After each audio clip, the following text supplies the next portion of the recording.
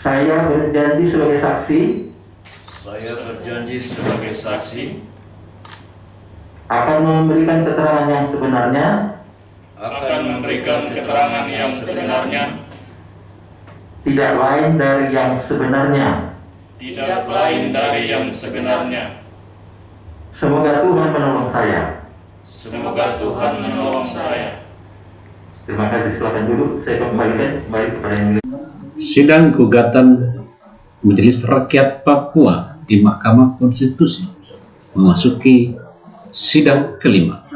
Ketua Majelis Rakyat Papua Timotius Murid mengatakan, dalam sidang kelima ini, Majelis Rakyat Papua menghadirkan 4 saksi fakta, di mana 3 saksi fakta adalah anggota Majelis Rakyat Papua dan staf ahli Majelis Rakyat Papua yang mendapatkan perilaku tidak wajar pada saat pelaksanaan rapat dengar pendapat di wilayah Lapago, wilayah Saireri, dan wilayah Animha, serta salah satu saksi dari mantan anggota DPR Nagro Aceh Darussalam dari partai politik lokal yang bersaksi tentang bagaimana penerapan partai politik lokal di Nagro Aceh Darussalam sebagaimana di Papua yang hingga kini belum diberlakukan partai politik lokal dalam era otonomi khusus ini.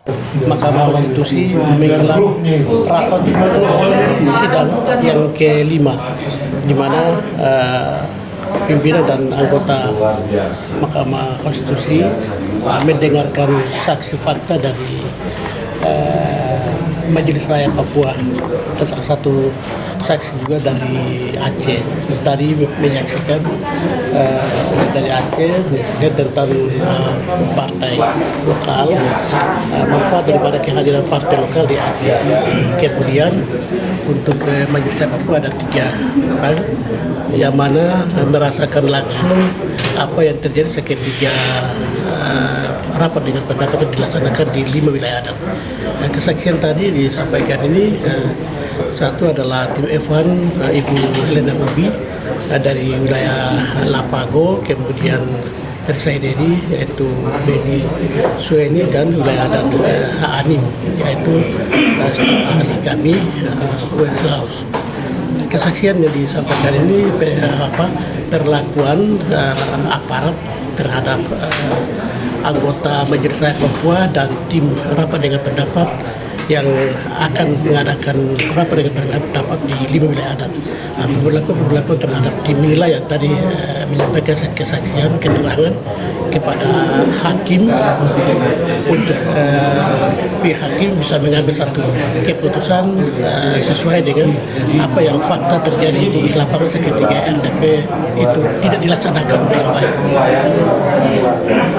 Pak, tadi dalam penyampaiannya banyak bahwa MRP tidak melaksanakan dan meskipun ada secara kelembagaan sudah memerintahkan untuk berjalan, tetapi kemudian semacam MRP tidak diakomodir. Begitu juga terjadi dalam pembahasan HOT.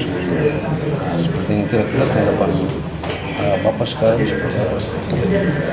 Sebenarnya secara konstitusi pasal 77 Undang-Undang 21 tahun 2001 mengamanatkan kepada Majelis Rakyat Papua menyediakan media atau sarana yang mana kita bisa berkomunikasi antara lembaga MRP dan pihak tokoh-tokoh masyarakat. Dan itulah yang MRP menggunakan pasal 77 yaitu rapat dengan pendapat supaya penilaian efektivitas pelaksanaan otonomi itu selama 20 tahun itu bagaimana penilaian terhadap masyarakat orang asli Papua terutama itu.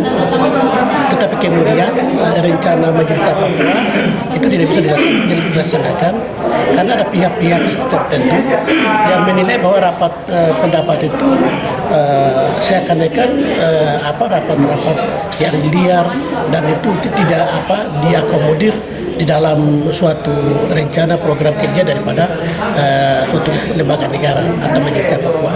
Nah, sehingga dibenturkan oleh pihak aparat dengan program kerja daripada Majelis Rakyat Papua seketika melaksanakan itu. Jadi posisi pimpinan dan Majelis Rakyat Papua merasa bingung kenapa kami lembaga yang resmi diperlakukan seperti bukan lembaga resmi, karena kami ini dibentuk dengan Undang-Undang 21 tahun 2001. Kemudian wewenang MRP untuk mendengarkan aspirasi kan berbagai cara, salah satunya adalah rapat dengan pendapat itu. Dan kemudian rapat dengan pendapat itu dibentukkan oleh aparat di daerah. Itu yang kami hadapi.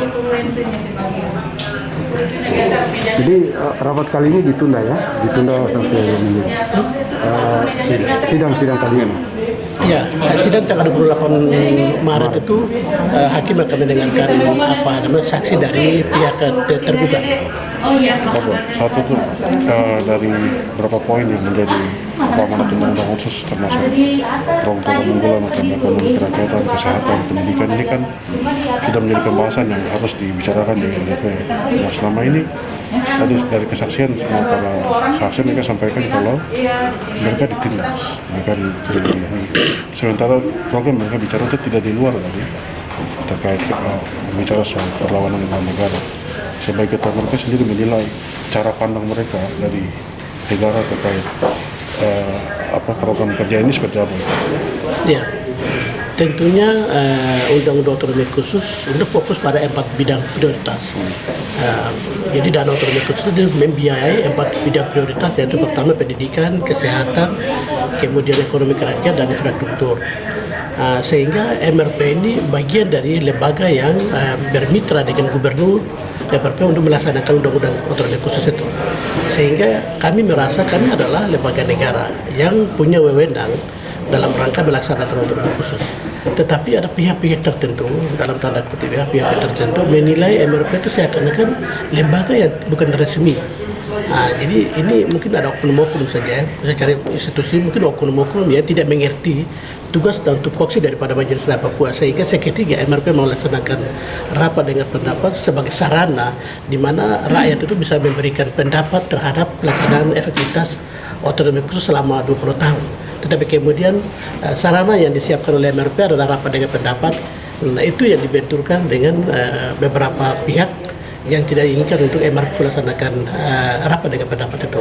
Sehingga perubahan kedua Undang-Undang nomor 2 tahun 2021 itu tanpa ada konsultasi dengan masyarakat dan bukan aspirasi masyarakat, tapi itu menjadi kehendak Jakarta. Itu sepihak melakukan perubahan 19 pasal lalu menetapkan sebagai Undang-Undang nomor 2 tahun 2021 itu. Jadi tidak ada partisipasi dari masyarakat orang asli Papua. Apakah itu ilegal? Ya. Apakah itu ilegal? Ya, saya tidak tahu, nanti pemerintah nilai itu. Karena tidak ada partisipasi dari masyarakat. Sangat bersyukur tentang komitmen daripada 3 saksi yang bersama dengan 1 saksi dari Aceh. Saksi mengungkapkan pengalaman daripada saksi ini ketika melakukan kewajiban konstitusionalnya, perintah Undang-Undang Khusus, MRP sebagai representasi kultural orang asli Papua, karena MRP lah lembaga yang punya khas dengan Undang-Undang Khusus, namun sangat prihatin negara dalam hal ini aparatur negara bukan saja menjamin keamanan, kemudian juga pelaksanaannya, bahkan yang terjadi adalah intimidasi. Yang kami juga sangat prihatin, intimidasi sangat sempurna, ada dari kepolisian, ada dari TNI, dari BIN. Nah, ini yang kita bilang bahwa bagaimana saksi secara tulus melakukan tanggung jawabnya sebagai anggota Majelis Rakyat Papua dan staf, tetapi malah sebaliknya mereka kemudian diintimidasi. Nah, oleh karena ini kita ini negara-negara hukum, kita minta tadi, kita ajukan pertanyaan, apakah perlakuan daripada aparat penegak hukum melakukan sewenang-wenang, melakukan pemborgolan, melakukan intimidasi dan juga ancaman-ancaman pasal, apakah kemudian ada tindakan. Nah, sampai saat bersaksi saudara Wensius kemudian belum ada. Nah, saudara Wensius juga mengatakan sesungguhnya kehadiran dia sebagai saksi adalah justru digunakan untuk terapi bagaimana traumatik yang dilakukan, yang dialami beserta dengan juga rekannya yang sampai saat ini masih sakit jiwa atau masih mengalami traumatik yang berkepanjangan. Dan kita minta betul supaya orang-orang yang melakukan intimidasi itu harus juga diproses hukum. Karena apa? Kita tidak mau jangan-jangan yang memproses itu adalah aparat tindakan liar. Nah, melalui kesaksian di mahkamah yang paling sakral domainnya atau tempatnya, saya kira kita minta para penegak hukum untuk memfollow up proses kesaksian, sehingga kalau memang ada aparatur hukum melakukan tugas-tugasnya sewenang-wenang, segera ditindak sehingga hukum bisa ditegakkan. Dan juga kedua, pertanyaan daripada kuasa daripada terkait dalam hal ini Menko Polhukam, apakah kemudian bahwa Majelis Rakyat Papua komit kemudian setia kepada NKRI. Dengan lugas tadi saudara Beni mengatakan bahwa kecurigaan yang seperti itu justru harus dibuang dari kita semua, sehingga suasana pelaksanaan undang-undang khusus ini berjalan dengan baik. Itu saya kira catatan dari kami tim kuasa hukum. Pak, tindak lanjut misalnya tadi ada terungkap juga dari aksi misalnya adanya parpol, kemudian dengan proses yang sudah berjalan, menurut Pak, apakah masih bisa ada harapan untuk orang Papua bisa menikmati kesejahteraan? Nah, kita juga menarik kesaksian daripada saudara Nur Jahri dari Aceh sebagai anggota DPR 2 periode dan juga juru bicara Partai Lokal Aceh. Ternyata Partai Lokal Aceh kemudian muncul adalah inspirasi daripada undang-undang Otsus di Papua, sehingga kalau di Papua bisa ada partai lokal, mengapa kami di Aceh? Nah, yang menarik, partai lokal di Aceh yang inspirasinya daripada undang-undang Otsus sudah berjalan dengan baik. Nah, yang menarik malah di Papua bukan saja kemudian eksis dimatikan. Nah, yang menarik dari kesaksian dari saudara Nusjari, justru dengan ada partai lokal dari suasana perang senjata atau mengangkat senjata gerila, kemudian itu bergeser, kemudian pertarungan jadi politik melalui partai lokal.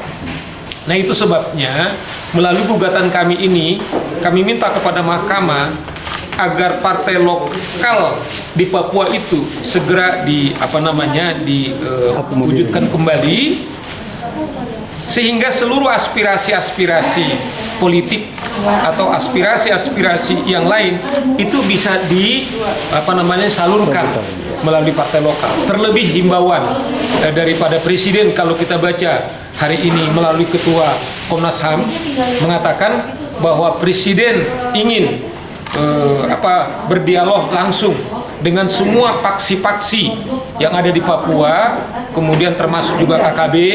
Saya kira ini sesuatu yang harus disambut positif. Nah, saya kira ini juga bisa menjadi masukan kepada mahkamah. Dengan ada partai lokal, saya kira tanggung jawab kawan-kawan yang tadi Pak Beni mengatakan ada perbedaan politik, mungkin itu bisa disalurkan melalui partai lokal. Nah, saya kira ini momentum yang tepat. Ada himbauan atau semangat daripada Presiden untuk berdamai. Sidang ini sedang jalan. Nah, salah satu solusi sebagaimana ada perbedaan politik di Papua, khususnya orang asli Papua, mungkin dengan partai lokal ini bisa menjembatani aspirasi daripada perbedaan pendapat tersebut, sehingga seperti di Aceh terjadi yang tadinya pertarungan senjata kemudian jadi jadi disalurkan kemudian pertarungan politik melalui partai lokal. Itu yang saya kira sangat penting.